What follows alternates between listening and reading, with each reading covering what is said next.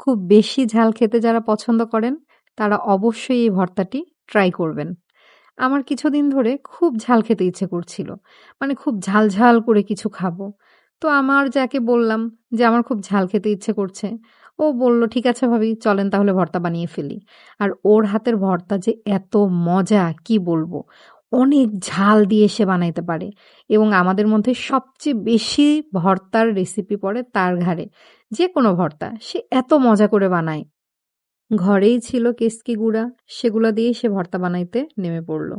১ম এই কেচকি গুঁড়াগুলা সে সুন্দর করে টেলে নিল, তারপরে শুকনা মরিচ। এই মরিচগুলা কিন্তু অনেক ঝাল। অল্পতেই আমাদের একদম চোখে পানি চলে আসে। তারপরেও কতগুলা মরিচ নিয়েছে দেখেছেন? এরপরে মরিচগুলা ভাজার পরে সে পেঁয়াজ ভাজা শুরু করে দিল। পেঁয়াজ এবং রসুন হালকা টেলে নিতে হবে। তারপরে যখন সবকিছু শেষ, শুটকিগুলা খুব ভালোভাবে ধুয়ে নিতে হবে। শুটকিতে কিন্তু অনেক বালি থাকে। এর জন্য অবশ্যই শুটকিগুলা খুব ভালোভাবে ধুয়ে নিতে হবে।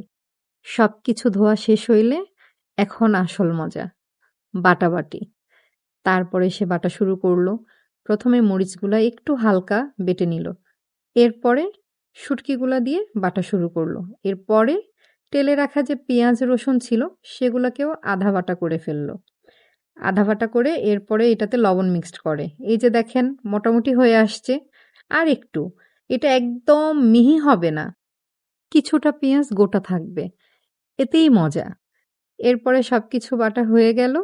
এখন ভর্তাটা দেখেন কত সুন্দর দেখা যাচ্ছে। সত্যি করে বলেন তো, আপনাদের খেতে লোভ লাগছে না? আমার কিন্তু তখনই খেতে লোভ লেগে গেছে। এই যে দেখেন কতগুলা ভর্তা হয়েছে। ভর্তা বাটা শেষ, এখন উঠিয়ে ফেললো সব বাটিতে। এরপরে আসল মজা। এই যে দেখেন ভর্তা বানানোর পরে পাটার মধ্যে এই ভাতটা যে এত মজা খেতে, কি বলবো? যারা খেয়েছেন তারা অবশ্যই জানেন এটা কতটা মজা। তো ভর্তা উঠিয়ে নিয়ে সে ভাত দিয়ে এই যে মাখা শুরু করলো। এরপরে সেও খায়, আমাকেও খাওয়ায় দেয়। সত্যি করে বলেন তো, এভাবে আপনারা কে খেয়েছেন? আর অবশ্যই এই রেসিপিটি আপনারা বাসায় ট্রাই করবেন।